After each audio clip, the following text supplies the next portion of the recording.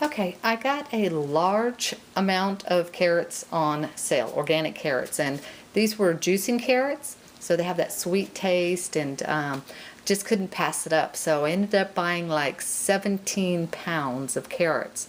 So not a big deal. I'm going to can a dozen jars, and then I'm going to take the rest, and I'm going to pressure cook them and dehydrate them and turn them into baby food for my grandbaby. So this is homesteading on the cheap because I paid 38 cents a pound for these carrots, and I'm going to be able to put up 12 jars on top of all the baby food and dehydrate it. I'll show you, into like a powder.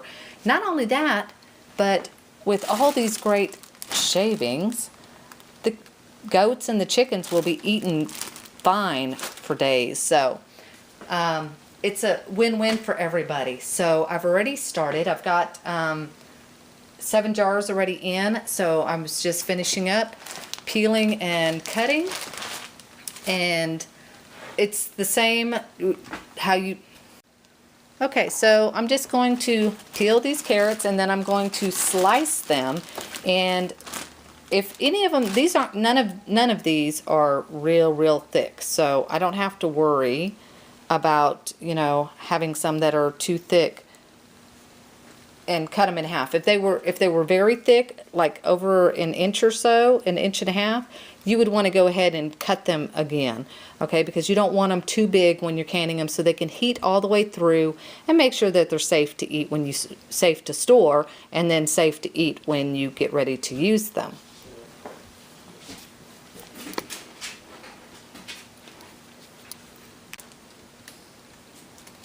So I'm not going to make you watch the whole peeling. We all know how to peel carrots and wash, and, you know, make sure everything is nice and tidy. My jars I already preheated in the oven at 225 degrees for 25 minutes, and I've still got them in there actually.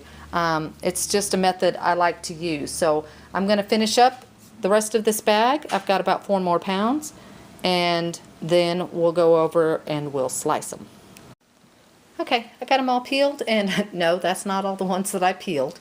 I pulled those out and kept them aside because I decided tonight I'm going to make some lentil carrot soup. So that'll be good, and I kept those aside so I don't accidentally can them. So we'll move over to the other side now, where all the carrots are that I did peel.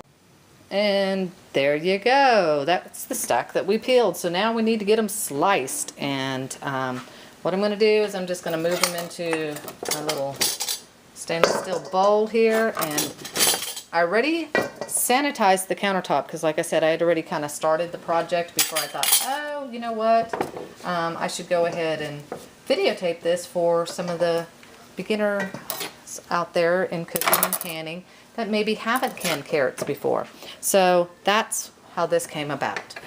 You know, it's like we take things for routine when we've been doing it for a while, but there are a lot of newcomers out there that it's new to them. So we need to remember and sometimes make the simple little tasks. And sometimes they might look at, you know, carrots on sale for 38 cents and say, well, I can't buy them though, because what am I going to do with them? Okay, well, it's hard to pass up organic carrots for that price. Any carrots really at that price. So, you know, if you have a means to store them, dehydrate them, can them, whatever it be, you know, it gives them another option. So that's why I do a lot of these really simple task videos, because I'm hoping eventually it'll become simple tasks for a lot of people. And I'm just going to continue. I'm not going to make you watch me peel all these carrots, or excuse me, slice all these carrots and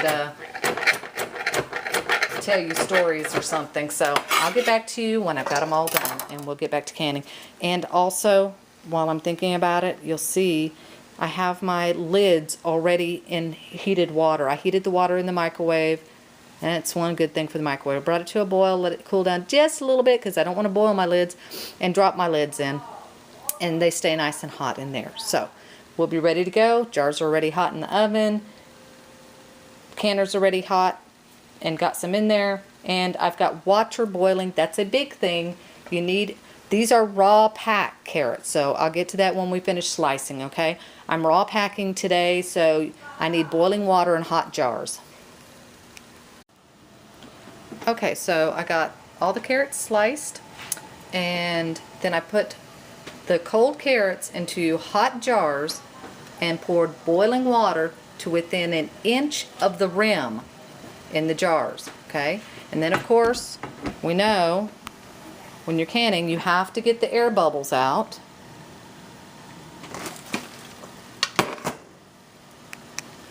Okay, so we want to go around each jar to make sure all the air bubbles are out, okay? And go in the center and move it around, so make sure if there's any air trapped in there. And you want a generous 1-inch head on it, okay? Then you can take your lid. Make sure your lids are warm so that your rubber on the lids are warm. Apply and finger tight. What they call finger tight is actually pretty tight, so give it a good turn, but don't muscle it if you're a man, okay? And into the canner we go.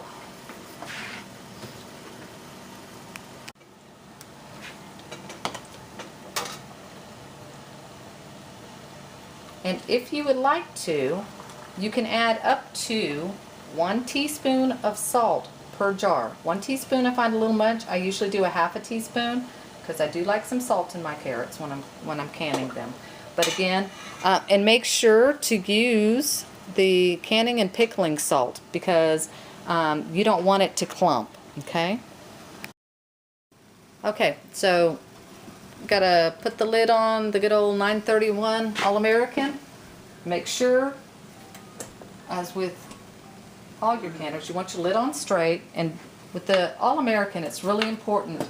You can't tighten on one side everything, so tighten opposite sides first for those of you that have All-Americans. If you have a Presto, those are easy, so just a little bit first on each side. Okay. And then we'll go back and tighten everything after we are sure that it's all okay. Now, I'll go ahead and tighten everything, and then we're going to vent for 10 minutes before we put our 10-pound pressure on, okay? So we're going to do it for 10 pounds of pressure, but first we're going to vent our steam for 10 minutes to make sure our heat is where it needs to be inside.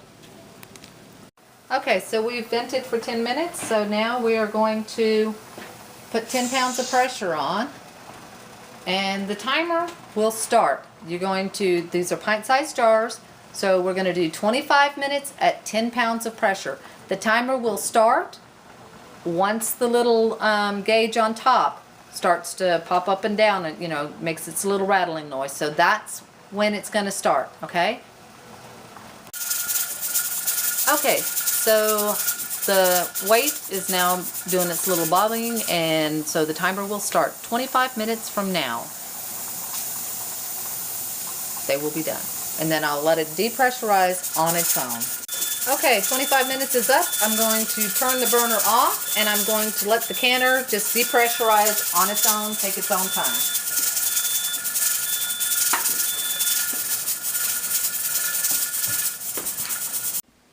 Okay, so the canner is depressurized, so now we will take the jars out and place them on the counter evenly. Okay, so we got a dozen jars. Okay, so we ended up getting a dozen jars, like I said. Well, we could have done more, but I had a dozen jars that I was planning on using.